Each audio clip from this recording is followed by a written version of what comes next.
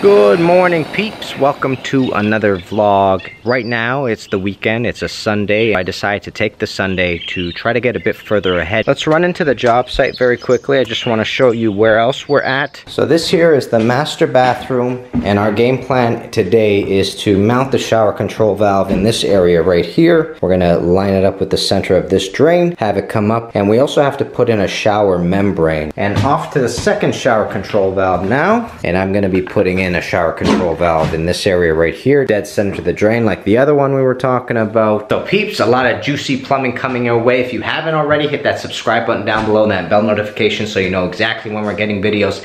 Smash that thumbs up, share with friends, and let's go do some delicious plumbing. It's astonishing how much work it takes just to get a tiny valve mounted correctly. First, I find my centers and I make multiple marks on the floor so that I know my laser is as square as possible. When I finally do line up my laser, I'm able to see if I have any obstacles in the way of the valve. And if I do, then I spend time moving those things out of the way. This valve you're seeing here went in quickly, but you'll notice that there isn't a lot of space to the left or to the right of it to connect our PEX.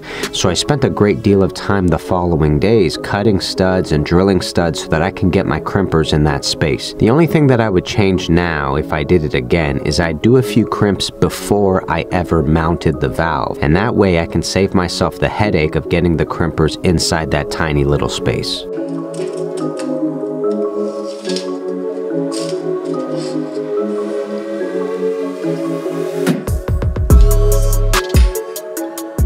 You watched me prefabricate these valves at the beginning of the video. Prefabrication offers a couple of advantages. Firstly, it makes the job run faster because a portion of the work is already done. And also by prefabricating off the job site, I can take up as much space as I need because space can be really limited when you are on the site. So by taking care of that outside or somewhere else, I'm able to work freely without any sort of obstacles. The second advantage is that by soldering most pieces outside, I don't risk putting a flame on most of the wood inside the house. Shout out to Kyle Fogel, a subscriber that put me onto spray bottles. When I have my spray bottle handy, I usually spray down all the surrounding wood of the shower control valve, and I keep the bottle nearby in case the wood needs an extra spray while it's heating up. Sometimes even though you saturate the area, it still manages to heat up because the torch is providing a lot of heat. So what I'll do is I'll take away the flame for a bit, spray it down a little bit more, and then add the flame as needed. Lately, I've been converting as much as I can to PEX, including the shower head.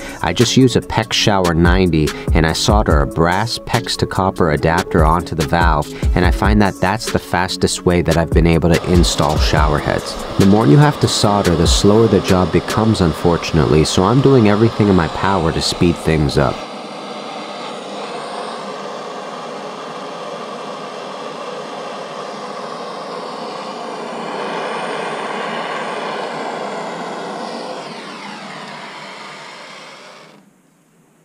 Shower liners are always a little bit awkward for me to do, but the more reps I get in, the easier they become. It's kind of like wrapping a massive Christmas gift, only if you mess up and you somehow ruin this liner, you can't just start again. You'd have to go to the supplier and buy more liner. So there's definitely a little bit of anxiety that goes along with it. So I always start off by laying the liner down to the dimensions that we need. I was always taught that we are always aiming to have at least a foot of liner move up each and every wall that it touches. And when I do run into the corners, I always try to fold them inwards on themselves so that the flaps aren't sticking out.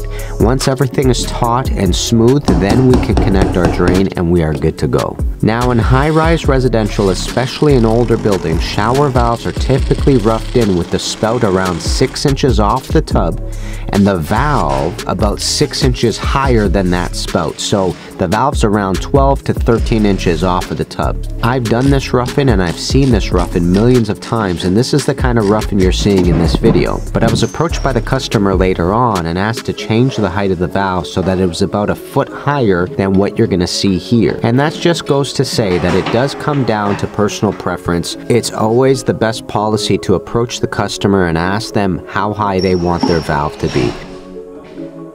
So I want to show you an important distinction that needs to be made, because sometimes, even myself, I take for granted the laser. The laser is limited in certain ways, and this is one of those ways. If you follow the laser, it hits the center, and then it hits the center of the shower valve.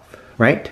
It looks like it's square, but here's the issue. The moment you start coming back and you look at the rest of the assembly, so the shower head is actually pointed in the wrong direction. As you can see, it veers off. So this is why it's important to put in a small nipple like this with a cap, because it also tells you if your trajectory is on or off. Now we know, because the shower head is in, that the trajectory is actually off. So what I'm gonna do now is I'm gonna work on this piece of wood right here. I'm gonna push it back a little bit, and we're going to allow it to rotate into the top of the shower control valve, because the top is not soldered yet.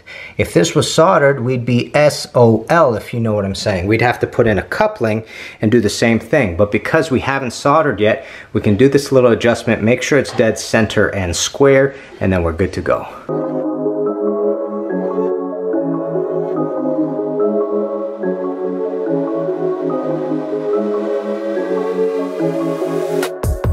Alright, so let's take a look now at what's going on.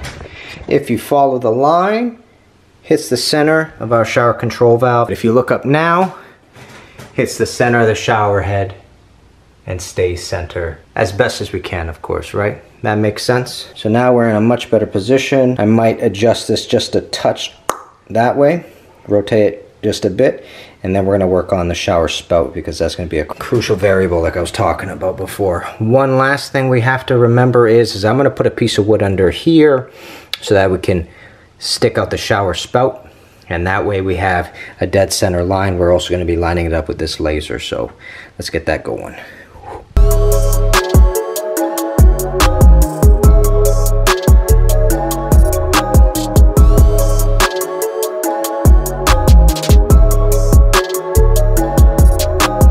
I want to talk to you about something that we do whenever we're trying to make sure that a fitting stays in the position while we're soldering it.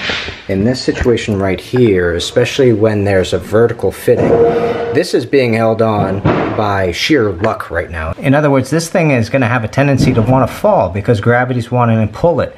So what we do is we crimp fittings. Let me show you what this looks like. So what I'll do is I'll put it off center at first.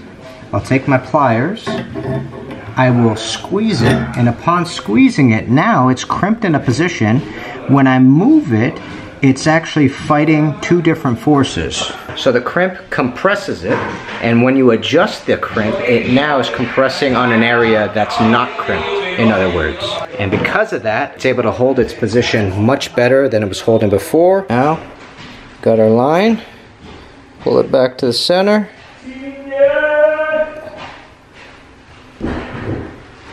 Just like that. And we're good to go. We can solder now.